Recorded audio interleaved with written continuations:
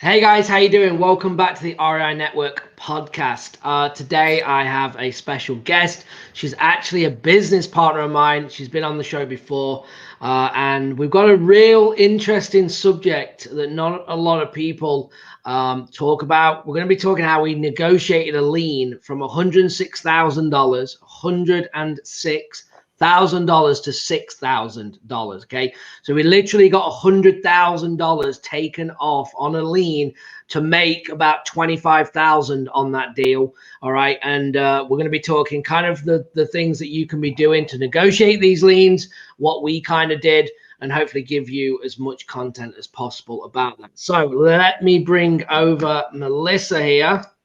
Melissa, how are you? Good. How are you? Good. I appreciate you, coming on and getting on the podcast and on YouTube.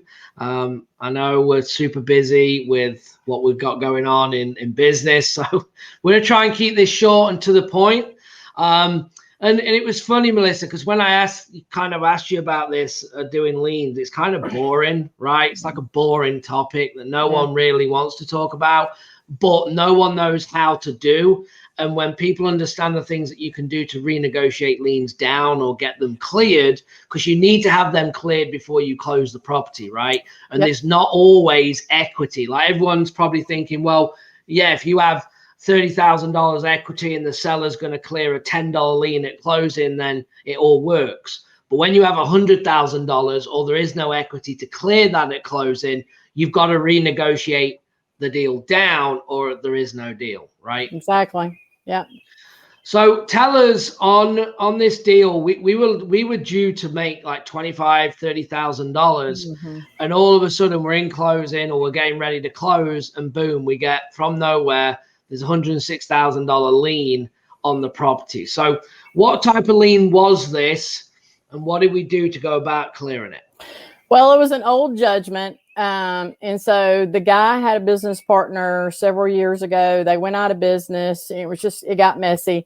And so there was not just that one lien. That was the huge one. There were several liens that were attached to that property. And to be honest with you, I don't think the guy even knew that they were there because he had it for a buy and hold. I'm paying attention. They were just sitting there. So when I called him and said, hey, you got a lot of liens on this property, he was like, what? And so he explained to me what happened with his business partner. I'm like, all right, well, how are we going to get this cleared? Those at that point had judgments, were in some attorney's office somewhere. They've been sitting there forever. And so he was like, I don't know what to do, because the property itself was not selling for $100,000. I forgot how much it was, but so the lien was actually more than what I was picking up the property for. And I thought, well, we're upside down out of the gate. So what are we going to do? So what I did is when I got a copy of the title, I just called the attorney's office and said, look, here's the deal. Explained to them what was going on. And they were like, okay, so you're going to pay the $100,000. I'm like, no, because there's not that much equity in that property. And so I ended up talking to one of their collection specialists, and it took many calls and quite a bit of negotiating, but we got it down, or I got it down from 106 to 6. And it was just a matter of just really talking to them and explaining to them the property's not worth that much. It needs a complete renovation. I can get it appraised if you want me to, but this is where it's sitting. And they knew the area. And it was just really a matter of spending a lot of time and talking to them and explaining to them what was going on, and a lot of being nice to people that weren't very nice to me because they're collections people. So Yeah. And I think the other thing is though as well, like it's either take your 6,000 for their business or get nothing, right? Because no one else they were gonna. When it comes down to liens, like if they don't sell to you, the next person that contracts it is just gonna run into the same thing. And when you have a deal like that, it's either do you want 6 or do you want nothing? Yeah. And that's kind of where we ended up. They dropped it down in increments. So we went from 106 to 86 to, we kept going down. And finally, I just said, look, here's how much room I've got on this. So I can give you $6,000. I know that's incredibly less than what that bill is, but he's never going to sell the property for what it is right now. It's deteriorating. It's not going to get any better unless he can sell it. So you can still put the lien against him. I don't know what else he owns. I need it off of this property. And he knew that I was going to do that, by the way. I talked to him. He's like, just get it off the property. He wanted rid of it. And so, you know, after many phone calls and getting our closing attorney involved, where he would agree to pay that amount, and we had to exchange some paperwork, they agreed to it. And then he still has the lien on him personally somewhere. I don't know what they attached it to, but they took it off of that property. Once I explained to them the valuation of the property, I had to show them the tax records, what the tax assessed value was, and all of those things. And it just took a lot of talking and making them understand where it is. I showed them. I had the Dropbox with the pictures in it. Like, here's the condition of the property. Here's how much rents are collecting. And then once they saw the actual value, they knew they were never going to get that out of it. Yeah, yeah. So I think a lot of people listen, though, like, everyone wants to be in real estate and just have the easy deals, right? Where there's like titles clean, ready to go, you sell it, you make 10, 20K, and you move on to the next. And it couldn't have been any easier. The buyer walked in once, put his earnest money up, blah, blah, blah, right?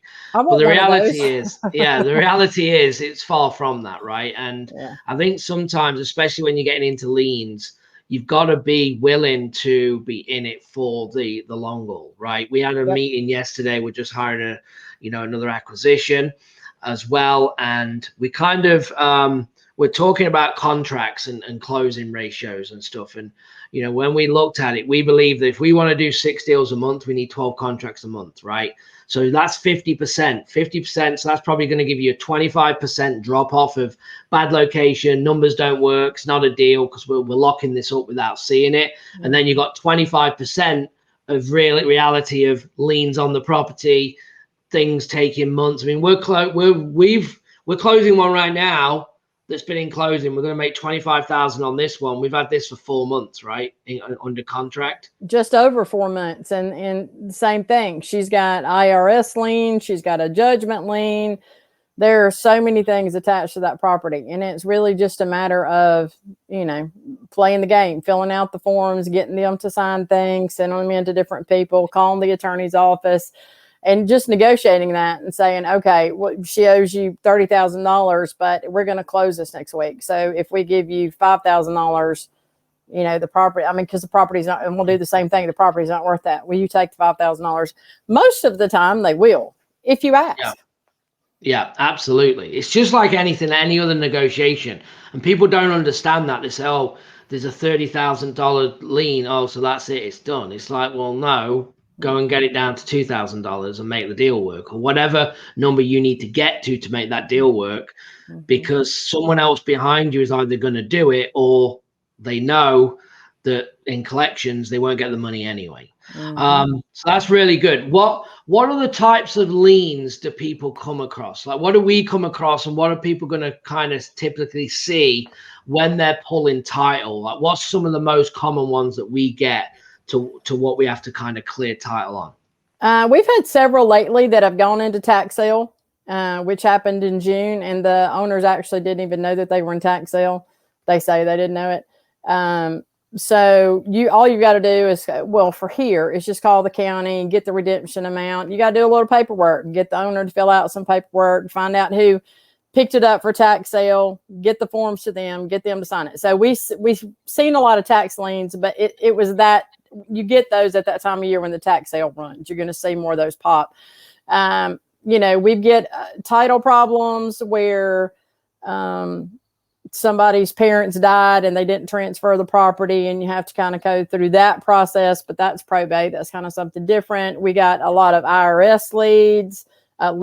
We've got municipal tax liens, fire dues, old fire dues, and a lot of times old water bills. We have a huge problem around here with, tenants going in, not paying their water bill, and they leave with this $5,000 water bill. Water's really expensive here, and so it adds up really fast. So we see that. So I have to negotiate those down quite a bit. Yeah. So, and that's a great list, by the way, guys. If you can get the water shut off list, people that are being on the water shut off. That's a great list for you to market to if you can get it in your area. So what liens, Melissa, would you say are the hardest to negotiate? IRS liens. Yeah. Are they more firm, like they want their money? Or is there still some negotiation to be done, do you think? No, they will negotiate. The problem with the IRS is getting in touch with somebody, and they have 40,000 hoops you have to jump through. So you have to get all of these signed documents from the seller. And typically, if it looks like it's going to get real deep in IRS lane, I'll honestly get a transaction coordinator to take me out of the middle of it, because it's worth the $200. Because that person is getting the seller's social security numbers and all of that information that I don't really want my hands on. So if I can clear that information without socials and stuff, I'll do it all day long. If you've got to get people's social security numbers because of fraud and how bad it is right now, I'll usually pay a transaction coordinator $200, $250 if there's a big enough spread in it, if it's worth it. And let them do that. And that takes me out of that liability. So I will tell everybody, be careful. Don't get people's socials. There's just too much fraud going on. Yeah, no, that's really, really good. That's a great point. And we are obviously, as we talk about this, we're not attorneys. We can't give any legal advice either, which we haven't. I mean, we're telling you basically to get on the phone, have conversations, find out what paperwork. So I know what everyone's thinking. Well, what paperwork do we fill out? Well, you just got to ask, what do I need to do? What paperwork do I need to send to this person? And people, when you have conversations, will give you the paperwork that you need and who you need to send it to. You just need to get on the phone and ask questions, and the answers will obviously come back to you. So don't kind of overthink that, when you're doing it. So how many of our properties would you say that we close have liens on? Oh gosh, I have no idea, and I know, but I'm just curious. Well, what do you think if you were guessing? I would say at least 50% of our properties have some sort of title issue. Now that may range from bad deeds that just had errors on them, deceased parents, liens, tax sale. So as far as just liens itself, I would say that's probably the majority of them, but at least probably 50% of everything we pick up. I mean, we just happen to be in a region of the country that has been kind of lax historically to get things recorded correctly. And COVID didn't help that, because you had one person going into an office maybe one day for a year to try to get things done. So everything is behind. Got it. Yeah.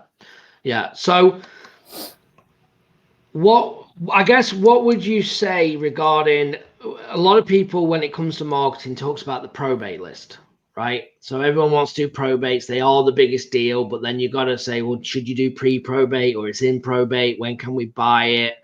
And we do a little bit of probate, right? We were just talking earlier this morning regarding we probably need to focus on a few different lists here and build certain relationships with people. But in the probate process, what's the best way to approach a deal that's in probate? And we might have to come up with a scenario, I guess, but how would people go about it if it's in probate? Can you contract the property while you're waiting for probate to clear? I mean, what are the things that people are going to run into? What are the biggest, I guess, objections that we see in probate? So the one thing, unless you're in Alabama, obviously I don't know your probate laws. And so the first thing I would tell you to do is just do a little bit of research and find out what your probate laws are. As far as Alabama goes, if the person has passed in the last 2 years, it has to go through probate. If it's beyond 2 years, you can get that process done without it going through probate. But there are all kind of gotchas in there. Did they die with a will? Did they die without a will? Are there, did they have children? Are those children deceased? Are their children's children deceased? It can go on for quite a while. We just closed one maybe earlier this year or late last year. Honestly, I don't remember. That was in probate. And the lady's husband had passed 10 years before. That's how long it had been stuck in that. They had a lot of assets. And this one property in a really good location was the last one she had to get rid of. And it's the one she was living in. She had since gotten remarried. And I had to jump through and work with the court to actually get that one closed. They knew what was happening. They didn't have a problem with it. But I had to get approval of my contract. And so she had to actually take the contract to her attorney, who took it to the probate court and said, is this contract okay? They approved it. We signed the contract. And then I had to wait for it to get through the process. But as it was getting through that process, I had the buyer lined up. I had the buyer on the hook, knowing that I don't have any control over this. It's in the probate court. I've been approved. We can close it, but until probate signs off on it, I can't guarantee it. So you're going to have to agree to ride this wave with me, which they did. And it was really just a process of talking to the probate attorney, her probate attorney, and the clerk at the probate court, and just try to coordinate, like, where are we and kind of what's going on with it. It was a process of just getting approvals. So it's really not that hard. It just takes time. And anytime anybody says anything to me about somebody died, especially if it's a husband or wife, the first thing I ask is how long ago was that? Was it a year ago, 2 years ago, 5 years ago? If we can get beyond that 2 years, I'm like, okay. Did he have children's children? All of those things, because those are just smart things to ask, because there's an heirship affidavit. So let's say they died, 2.5 years ago. Then you can go and get heirship affidavits from people within that. It's different for every state. For here, you need friends, not direct family members, but friends that knew who the children of the deceased were. I mean, you just got to have some history. So it takes a little bit of digging to do. And the heirship of affidavit, what is that for people listening? It's saying who the heirs were. So let's say, like in that particular instance, they had, he died without a will. So we actually had to get some of those. So she was his wife, and she had a child, and then she had a grown child. And so they had to actually sign off and say, yes, I'm aware that she's selling the house, and then I'm an heir to the property, and I agree for that to be sold. And then the other part of the heirship affidavits is I had to get 2 people that were not family members to sign an affidavit, which basically says, yes, I'm aware that she was married to him, and these are his only children. It's just trying to substantiate that nobody is aware of any outlying children or grandchildren somewhere that's getting cut out of an estate. It's pretty much all it is. Yeah. The other big thing as well, when you're dealing with, probate and things that are going to come up, is that there might be multiple people involved, meaning there could be 2 brothers and 3 sisters, and then 4 of them are all on ready to sell, and there's one that's just digging the heels and not having any of it. It will not clear. So that's when the negotiation then needs to go, well, can we get her on the phone? Can we speak to her? Can we have a conversation? What have we got to do to get her to actually sign this document? Mm-hmm. And that's the other thing with probate, guys, and why it takes long is because a lot of family members don't get on, and they will literally dig their heels just to annoy everyone else in the family, and they don't really care about the money. They're just like, no, I'm not doing it, because they're doing the opposite to what everyone else wants to do, because they've had a family fallout. So you have to see if you become like the peacemaker and trying to piece everyone back together to get these things done. And there's a lot of work that goes into it, and I don't think there's anything that we've told you that doesn't rely a bit of research, right? Number one, as Melissa said, research what it is. How does probate work in your state? In Alabama, it's 2 years, but it could be different in every state. So the first thing is Google that and understand it, and then get on the phone, and you just have to be willing to work it. And are you prepared to do that? Most people in Alabama, and I'm only saying Alabama because we do a lot of business there, are not willing to go through the hoops to make the money. So when you make 25 grand, well, how did you do that? I just got on the phone and had conversations. It's not rocket science, and you don't need to be an attorney. Melissa comes from a 35-year paralegal background, so she has the lingo when she speaks, right? But when I do it, I act like I'm as dumb as a brush, right? And you're just having conversations like, hey, I got this person over here. I got this. What forms do I need? What do I got to file to get it done? So you don't need to know anything. You just have to be willing to do the work, and you will get through it by asking questions and then go, oh, you need to send this to there. You need to do that. Okay, great. You go and do that. Then it's now what? And you figure it out as you go. You've just got to be willing to do it. And most people with liens are not willing to do it. But when you negotiate them, they're some of your biggest deals, right? Your biggest deals. We made 25 grand from 100 grand lien. What if we would have got it down and we were making 80 grand and we got 100 grand off, right? I mean, it could have gone either way there. So just for something that people need to think about, you've got to be willing to have conversations, build relationships. And there's nothing worse than like people are trying to figure out what a mortgage broker does, right? If you're doing creative finance, like, I'm not a mortgage broker, so let them do their work. I'm not an attorney. Let them do their work, what that you're paying them to do. You don't need to know everything.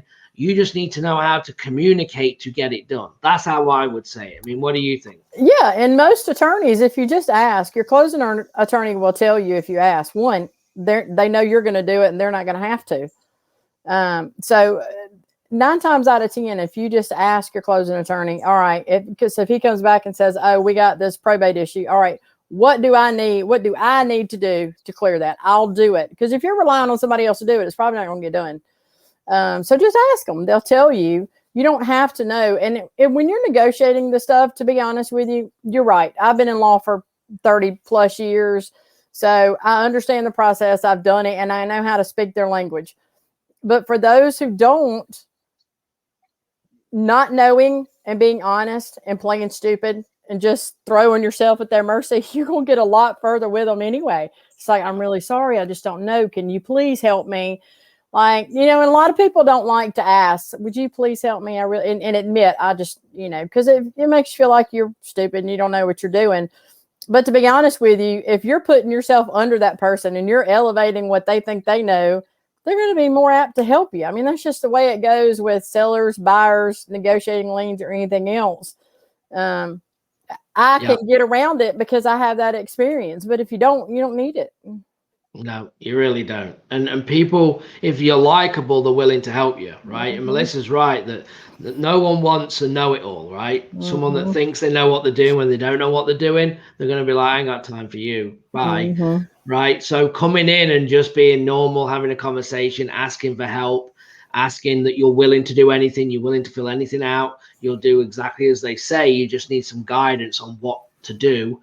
And 9 times out of 10, they're going to help you. They really, really are. And hopefully listening to this, if one of you get a lien cleared because of this and make some money, then obviously we've done a job by kind of telling you what to do. So that's awesome. Just on a side note, so that's kind of, talking about liens. Other thing I just want to touch on real quick here before we get done is we made some transitions in the business as well to start buying a lot more property in this market. And I suggest if anyone listening to this that's experienced, you need to be looking for private money. Okay. And you need to be taking these deals down, because if you want to stop making your 10s and 15s $1,000 spreads on your wholesale deals, again, which is nothing which is great. All right. But the art of this business is finding discounted properties. If you're wholesalers and rehabbers, and you make your money when you buy, not when you sell. Okay. So if you've already put the effort in, you've already got that lien cleared, right? You've gone through all of that to make 15,000. What if you could purchase that property and stick it on the MLS and make 40? What if you could buy that property and stick 40,000 in and make $65,000 on that property, right? Because remember, them moves, in our opinion, and I will speak for both of us here, I think, is the work has already been done. The art of finding the deal is where you make the money. So once you've got the deal, don't get lazy. We're renowned for it. Okay, so we're no better. We get lazy and go, oh, it's 15 grand, let's just do it. But what if we just buy it and just turn around and put 5 grand in it, stick it on the MLS and make 40. Why wouldn't you do that? And that was kind of like, look, what are we doing here? Like, we have the ability to find discounted properties. Why aren't we capitalizing on it, especially with the wholesaling, especially with the market and the flips? And our biggest challenge, okay, right now is deciding, this is just pure honesty, is deciding when should you wholesale, when should you flip, right? Yeah. And that is the moving target for us of when you should do what, because this market is insane. Like, and I'll give you an example real quick. Like, what are you talking about? So we buy a property and I can put 5,000 in and list it within a week and make $40,000, right? Or am I going to put 40,000 in? It's going to take me 8 weeks. Then I'm going to list it and I'm going to make $45,000, right? So you're probably thinking, well, yeah, just take the 40. But sometimes you don't know, is it going to get bid up? So you have to look at locations, and that's where we're at now in business, Melissa. I mean, you can add on this, but that's our discussions. Like, when should we flip? When should we wholesale? How much should we put in? What finishing should we do for the area? Because it's just a moving target. Well, what do you think on it? Yeah, so I like the pretty things, and so I fight that, and it's hard. The one that we have in closing now after we flipped it, I put too much money in it. I 100% did. And I look back at it now, I'm like, oh, why did I do that? I didn't have to put that much money in it. But you have to be careful. It's easy to get carried away. I wanted the really pretty high-end courts because it was going to make the house look like I would want it to look. I did not take into consideration the crazy market right now. People just want countertops. They're not worried about white courts. And the funny thing is my GC is actually the one that said, "What are you doing?" I was like, "Oh, stop me." Yeah. So the ones that we're doing now, I'm literally let me just say one thing though, and this is really important. Yes, we overspent. Yes, we blew the budget. We did all of them things, but we still should make around $28,000, $27,000 on it. So when we say we did that, the only reason this deal works is because we bought at the right price. That's the only reason. Right. And most of you listening to this would have not bought at the right price, and now you're upside down in a property that you've got to sell, and you've got to bring 20 grand to the table, right? Right. So we're making 28. We should have made probably 60. So we overspent by 30 grand, let's say, but we still made 28 grand. And that's the only reason, because we bought right. I just wanted to identify that. So now, and it was a good lesson, because I mean, we're making, so we're not losing money. And I for me, it was, I got to correct that, because it's an easy mistake to make. You get in there and it was in a good area, but you just see all of these things, and it's easy not to pay attention to, I'm spending $200 on that fixture instead of $65 on that fixture, because it's the little things. But when you get to the end of the budget, you're like, oh crap. So yeah, it's easy to do. It was a lesson. We're still making money, and so we're okay in that. But I learned going forward, because we had that conversation. I was like, okay, I have to get better at wholesaling. Because right now the market doesn't demand me to do the high-end flips. A couple of years ago it did, but now it doesn't. So you got to be able to pivot with that and change, and that's something that I'm learning. And so instead of putting $5,000 worth of quartz in a house, you're going to get $1,800 of granite. That's just as pretty, it's just not as expensive. Just making some minor changes. Yeah. Absolutely. So a few tips there, guys, that you should be looking at. Again, bringing private money in, which is a whole nother episode. We could talk about that. Buying, taking down your deals that are deals, and trying to expand on them profits, because you've already done the work. You've already negotiated the lien. You've done all them things, okay, to get the deal. So awesome. And one other thing, the negotiation doesn't end just because you got it locked up with the seller. Let's say you got it locked up with the buyer. You've negotiated those liens down. Everybody's happy. One last negotiation needs to happen. Hey, Mr. Seller, I got all these liens knocked down, but you know, I had to put all this work into it. Is there any way you could drop that just $5,000? And they see that, it just happened to me, is why I know we've got one in closing. And I went back to the seller and I said, look, and this one had $33,000 worth of liens on it. And I said, look, here's the deal. I'll get these liens knocked down so that I can make it work. They wanted rid of the property, but I need it for this instead of that. Because in order for me to take care of these liens and to get those liens off of you, and so they won't attach it to any of your other assets, I really need that lower. And then I went back to the buyer and said, hey, I've had to do all this stuff. Could you jack that up $5,000? And he went up $3,000. So we just built in another $8,000, and they're walking out. The sellers are. They're not making any money, but they're getting rid of liens. Yeah, absolutely. So really, really good. Negotiate, have conversations, not rocket science. You don't need to know everything. You just need to know how to pick up a phone and talk and ask questions, ask for help, and get through it. Yep. Well, look, Melissa, I appreciate it. Thank you for jumping on. I know it's crazy right now. Have a good weekend. Happy birthday as well this weekend. Thank you. Guys, we'll talk to you soon. If you're interested in working with me, by the way, go to reinetwork.com/join, reinetwork.com/join. These are the conversations that we cover on our calls on how to actually get through and actually close deals as well. So we can definitely help you with that. So go to reinetwork.com/join. All right, Melissa, appreciate it. And I will see you soon. Thank you. Yeah, bye-bye. Talk to you soon. Bye.